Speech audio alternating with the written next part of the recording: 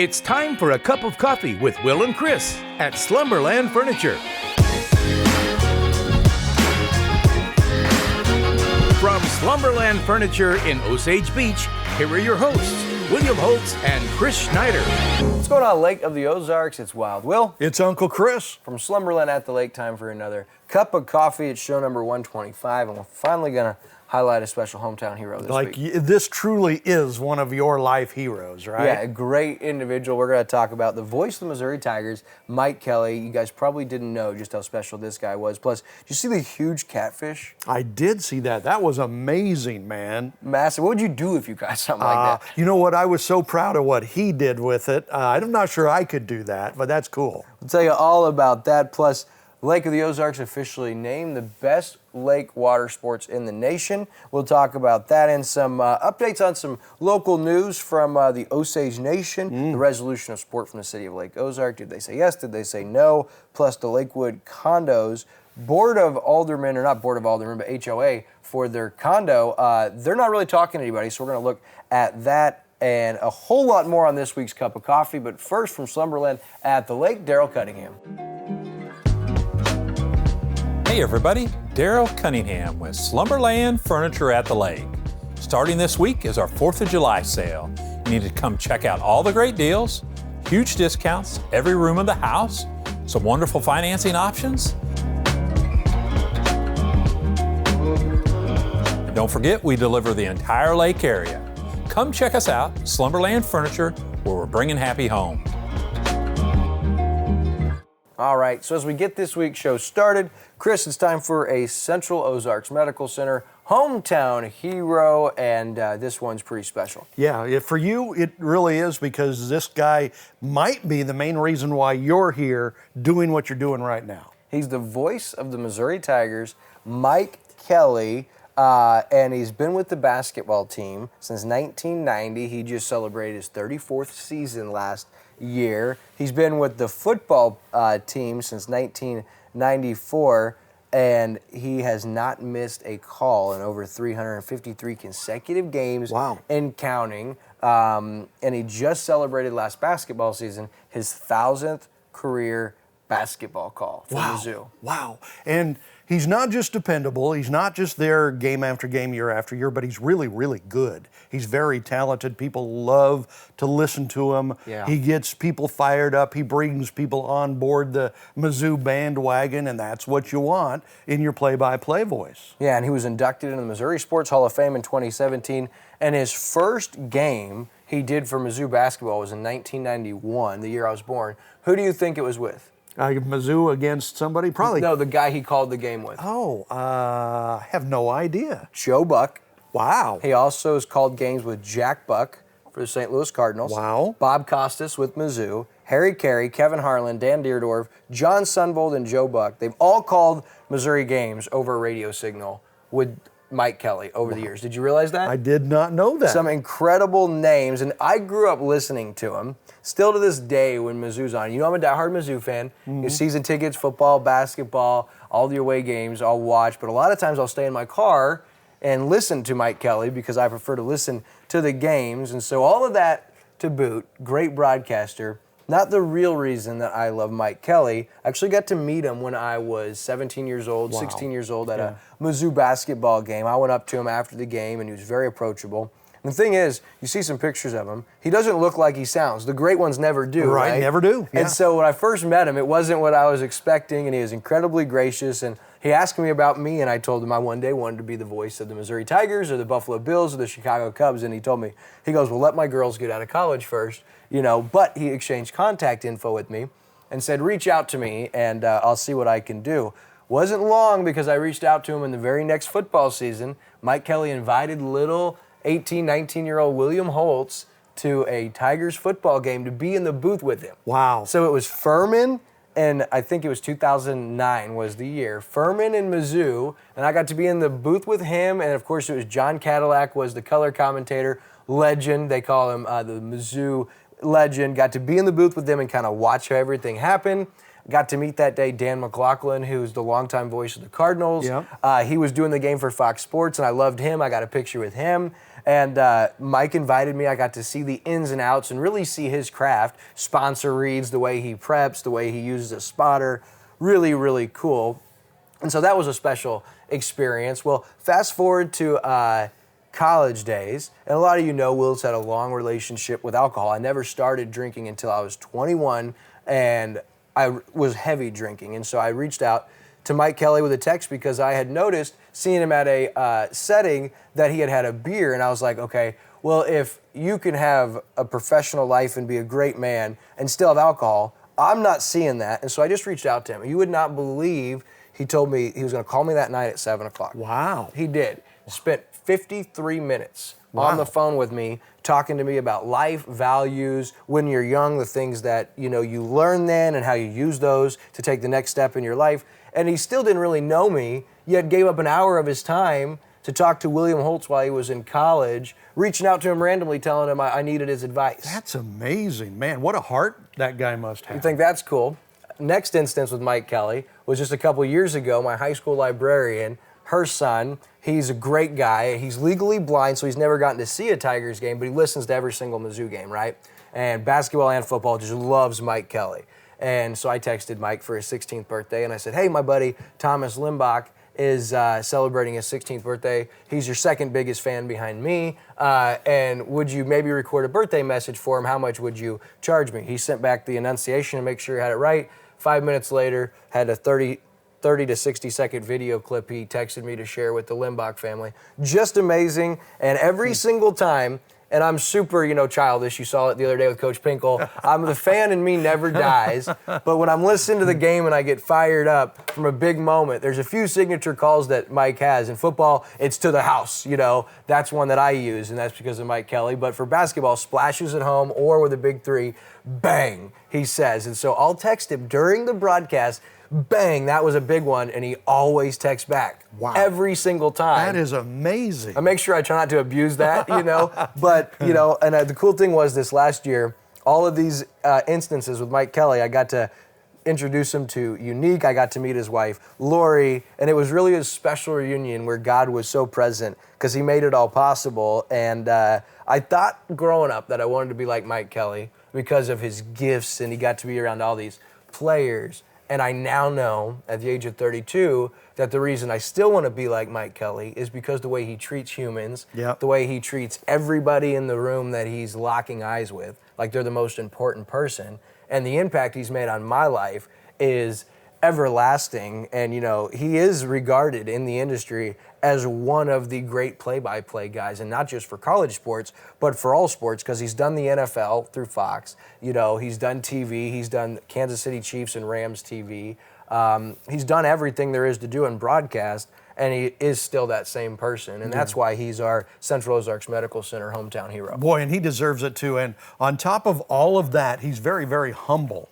Right? I mean, he's not a look at me kind of a guy. No. Like a lot of us in the business are, hey, we're out for the limelight and the glory and stuff. But Mike is definitely not. I mean, I've invited him to come on, be a guest on our Lake TV Community Spotlight show. And he says, well, I really kind of uncomfortable just talking about myself. That doesn't feel right. I mean, he's just so humble and wonderful. I'm still working on him. Hopefully we'll be able to get him on the Community Spotlight show just so people can know more about him. But he is very deserving of this. And I mean, he really did help you become who you are today. Yeah, a huge role. There's no doubt about that. And the cool thing is, he's such a great broadcaster. Something that I failed to do. He never gives opinion. He never gives opinion. You wouldn't know anything about Mike Kelly personally in a broadcast, but you would know exactly what's happening in the game. And that's what makes him great, is because you don't turn on the game to get people's opinion. Unless you turn on Lake TV's Game of the Week, you'll certainly get mine. But tell you what, Mike Kelly, the real deal, and that's why he's our hometown hero. And our next local story, Lake Expo reported it. You saw the pictures. Just a monster catfish. Just unbelievable. Okay, so Paul McWilliams, Lake of the Ozarks fishtail involves a big catfish, and he caught this thing off of his dock. He didn't even take the boat out. He catches this off his dock. So his home sits at the 8-mile marker, and apparently this spring, just recently started suspecting that he had a huge underwater neighbor there, on his dock and everything. And he says, so he tried to attach a jig to the dock, 60-pound braid, he said, but one night, fish came by and ripped it out, right? So 60-pound braid? Yeah. So this is a big fish, right? Holy dick, what's going on here? Wow. So he says, I tried it again. I put it on a shock cord in the braid that I had that hooked to the dock, and it broke that.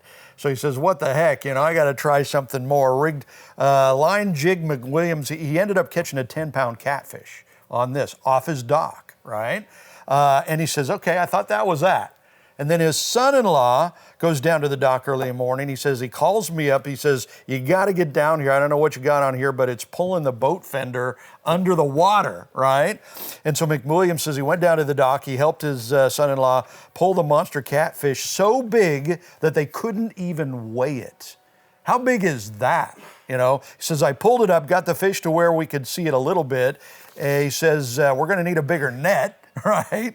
And there was no way they could get it up, so they finally both just manhandled it out of the water, and they put it on the scale, but the scale couldn't record how big it was. So I don't know how big this scale was. It's 50-ish easy. Wow, yeah, over 50. It's got to be. That's insane. I mean, can you imagine catching a fish like that? That's wild. And he said it was a female full of eggs, so they took the pictures and then put it back in the water, right? So that could produce more catfish. So that's what's cool is, you catch a fish like that, you want to prove that by keeping it, and I don't know what they call it when you, I know with like deer and it's called something different than fish, but if you have it preserved and mounted. Yeah, like stuffing it and all that taxidermy. stuff. Yeah. Is that the same term for fish as it is for deer and bear? I think so, yeah, I think it's the same Because I've seen people with the big bass or whatever on their wall, but you get one that big. Ugh.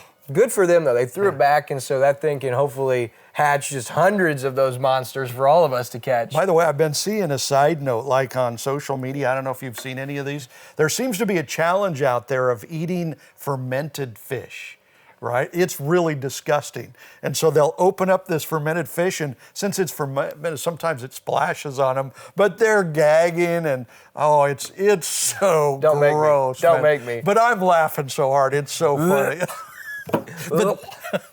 But that's fermented about what it fish. is. Who would even think that was I think you and DJ Kyle need to do that challenge. A challenge not accepted. Ugh, not a chance. If you guys will eat those hot chips, that hot chip challenge. I'll eat 10 of those chips before I'd even sniff a fermented fish. Oh, they couldn't even eat it. I mean, because of the smell. They were it was like, I bet they were. That's but rough. I'm weird. I find that funny. You do. You love seeing everyone gag. Hey, here's some good news for you, Chris. We told you the Lake of the Ozarks was a finalist in the USA Reader's Best of Awards for the best water sports lake in the nation. Well, they've officially been named the #1 lake for water sports by USA Today readers. It was among 20 destinations that was in the panel or voted on by the panel of travel experts and journalists through USA Today. They have that 10 best site, and they do this every few years. The voting took place over 4 weeks, and the lake came out on top. This means so much to us, said Legina Fitzpatrick. She's the executive director of RTC LA. There are truly so many ways to enjoy the water, and she's right. Whether it's wakeboarding, paddleboarding, skiing, tubing, kayaking, parasailing, fishing, boating, or just simply swimming, add all that to our on the water events, and you can tell we know how to have fun on the water. Yeah. But just another feather in Lake of the Ozarks cap as far as national recognition, and more people going to be looking at, traveling to, and moving to Lake of the Ozarks, it looks like, moving forward. I don't know if this is a good thing or a bad thing. Obviously it's a great honor, but now more people are going to hear about the Lake of the Ozarks and come to the lake and, gum up the traffic. Old guy who wants to be on his peaceful make dock. big waves on the water and stuff, but this is a great honor. So best lake for water sports is this honor. Past honors have been best recreational lake in the nation. That was in 2015, and also in 2015, best state parks in the nation for Ha Ha Tonka, right? So huge local honors, and this is just another one. By the way, I saw this morning out on the water, couples riding like motorized wakeboards. I didn't even know they had such a thing, but it was kind of cool to watch. Yeah, and did you see the flying boat this weekend? I saw something about that. On Facebook? Yeah. Did you see that? Wow. It's just this boat that had these wings, almost looked like a hovercraft or something, that a hand glider, something weird. And it was in the air with a boat, and it looked like there was people inside the boat. Wow. Way up. That wasn't here, was it? Yeah, that was here? That was here. It was over by the toll bridge, it looked like. Wow. So, and I might be incorrect. That might not have been here, but it was on one of the lake pages, and I was like, that's wild. That is wild. Wow. And, we didn't even talk about it, aren't going to bring up just all of the crazy tragedies we've had over the last week at the lake. Yeah. From head-on collisions with terrible fatalities. We've had a drowning on the water. We had a man saved who almost drowned. We had ATV accident in Warsaw with the fatality. I mean, it was so many things that happened over the last week. We didn't spend this week's show talking about that, but we want to stay on the positive. But man, there was a lot that took place the last week and a half. And you know what I think when I see that rash of things happen in the summer is so many people come to the lake and they don't really know what they're doing. They don't know how to drive a boat. They don't know how to drive a PWC. They don't, they don't understand how all that works. They don't understand how sandbars sit underneath the water, in that one boat that got caught on the sandbar a couple of months ago.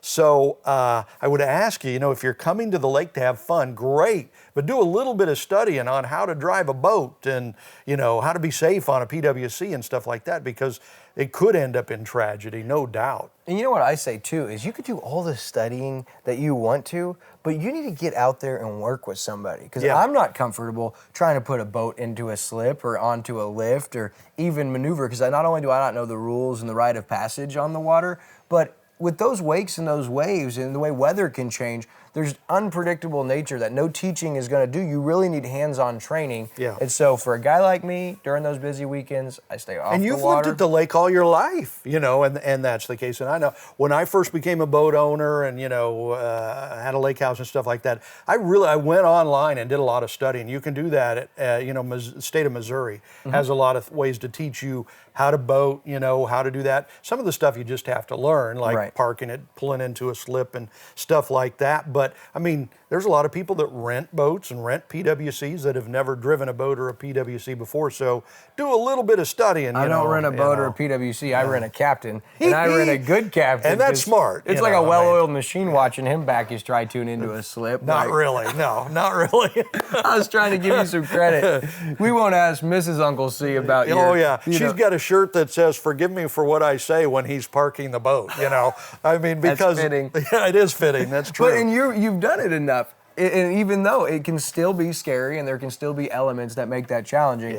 So hands-on experience is good. And I don't know how you get that without getting on the lake. So yeah, it helps, if you've got a friend or family member with a boat or with a PWC that you can sit and you can kind of watch and learn from a little bit. That helps a lot. And then a lot of it's just being out there and practicing and stuff. Okay, so a couple other local stories, too, with the city of Lake Ozark. Before we talk about the resolution for Osage Nation, pretty cool, since Mayor Newberry has been in office a little over 2 years, he's really been focusing on road and bridge, and it's been a long ongoing issue for the city of Lake Ozark, really. It's been neglected for 20 plus years. No city leaders, the board of aldermen, the city administrator, they've never really done massive overhauls for the last 20 years. And everybody talks about that, right? In the city of Lake Ozark.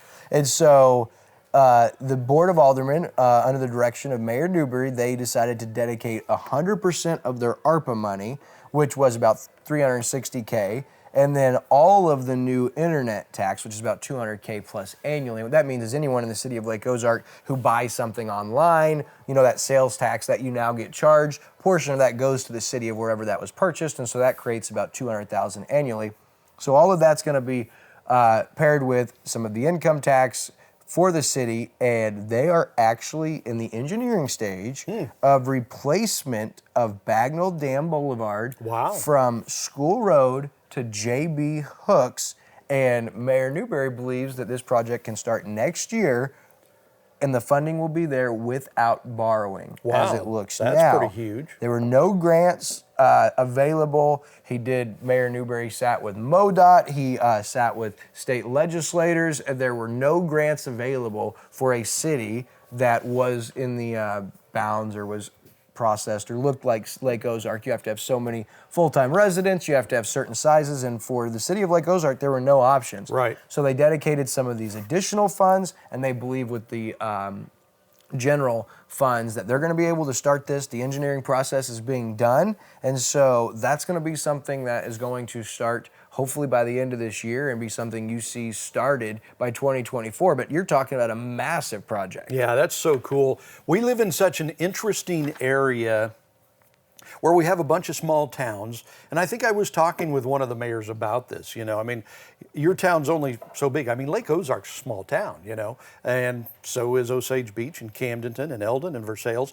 But when you get 10 million people coming to the lake every year, that turns a little town into a big city pretty quickly. And so you kind of have both sides of it, you know. And so Lake Ozark might not qualify for certain taxes because it's not big enough and have enough residents, but it's still getting 10 million people a year riding on those roads and stuff. So it's good to see that the city is figuring out ways to deal with that challenge, and it sounds like a good thing. And you know, something I thought about when I was talking with Mayor Newberry was, you know, Lake Ozark is so much smaller than Osage Beach and Camdenton based on population, but neither Osage Beach or Camdenton have an area that is quite as influx or sees so many people like Bagnell Dam Boulevard. You know, they have those crazy events on hot summer nights and Bike Fest and all of the activity throughout the year. And it's like all of those people, and even coming off 54, a lot of time come through Lake Ozark, meaning those road and bridges, they take on the wear and tear way more than some of those cities that have much bigger budgets. And that's why you look at it, it's like, that's why it's been an issue for so long. It's really, there's not an easy solution for road and bridge because some areas, they don't look like every other area. And you think about it, I mean, probably 90% of the people who come to the lake want to go to the Strip. Hey, you know, I want to go see what's going on at the Strip. Either there's an event going on there, or there's such great restaurants and stuff there, or it's just to say I went to the Strip. Right? You want to know why I go to the Strip? Why? Tucker Shuckers. Oh man, yeah, great If it's not broke, stuff. don't fix it. I feel so bad I never go anywhere else on the Strip. You know, and the Brick is awesome. I mean, they're all just such great places down there. And you know, and people who are come as visitors, they want to go there. So little Lake Ozark gets so many people over there. So this is cool. We need to get you up on the Sky Trail. What's that? That's above Malted Monkey. Oh, yeah? It'd be kind of cool getting you on that swing. Would you do that? Only if I'm wearing some diapers and stuff, man. And look out below. Well, we can make it happen. We can make it happen. All right, so hey, that was the first thing with Lake Ozark. The second thing with Lake Ozark, we talked about Osage Nation, that like they wanted this resolution of support, and the city said, no, we're not going to support it. Well, they officially voted at last Tuesday's meeting, and believe it or not, the 6 aldermen were dead split. 3 said, yes, let's support it. 3 said, no, let's not support it. And that's what the mayor does when the board is split, because the mayor doesn't typically vote on those type of issues. But they serve as a tiebreak, and Mayor Newberry said no, which killed the issue. The Osage Nation can still get federal and state approval to put a casino onto that property, saying they've already purchased it in the city. But earlier this year, the Board of Aldermen had sent a different message approving the resolution of support for expanding gambling in Missouri so a casino could be put up in the city along that Osage River like we talked about, which is a different entity. However, as we told you, that measure failed to advance through legislature and to the governor's desk. All this reported by KRMS News this week. But so I talked with Mayor Newberry, and he said, again, I'm just trying to be diligent. They don't necessarily need Lake Ozark's endorsement, they say. And they said that because their lawyer at Tuesday's meeting said, hey, we really don't need your guys' endorsement. We wanted this in good faith. We wanted this for good optics. We wanted this as, you know, icing on the cake that we were working together and going to make this work. And again, the city said no ultimately, but they also didn't say no completely, because half of our Board of Aldermen wanted to support this, half of our Board of Aldermen did not. Now, I've reached out to the PR firm for Osage Nation and asked what's next for you guys. Does this scrap your guys' project, or is it true that with state and federal support that you can still come to fruition with your project? I've yet to hear back from them, but Mayor Newberry mentioned that, you know, early on in this, all we got was a rendering.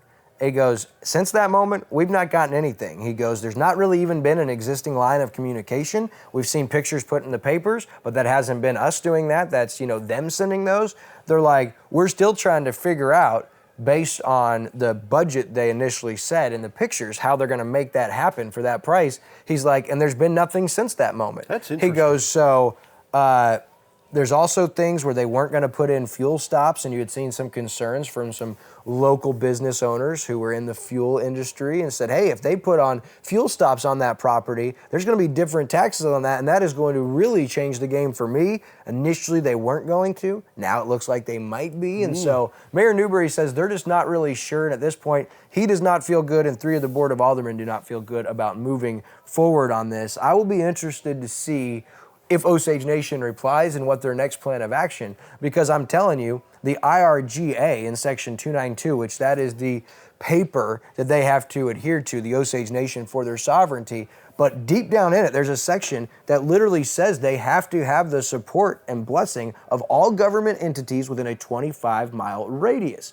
And so Mayor Newberry brought that up, and he says, I don't know if that means schools and fire and road and bridge and governor or mayors and aldermen. He goes, I really don't know. And when I asked their lawyer, they really didn't know. So they say they don't need our endorsement, but in their IRGA, which is their article of operation in their agreement, that they would have to have all of the endorsing from government entities within a 25-mile radius. And it's like, I do not see that happening, because Miller County, their commission is adamantly against the Osage Nation casino development. It has nothing to do with it being a casino. Miller County Commission Office says any entity, business that comes in and does not have to pay sales tax, we do not want. And that is where they left it. And so I know they don't have Miller counties. At this point, they don't have the city of Lake Ozarks. I would almost bet they don't have school districts support. And so if the IRGA is correct, they're going to have some work to do if this is going to come to fruition. Big time work. And it's funny how this is flipped around. This has done a 180 in the last 6 months or so, because it wasn't that long ago when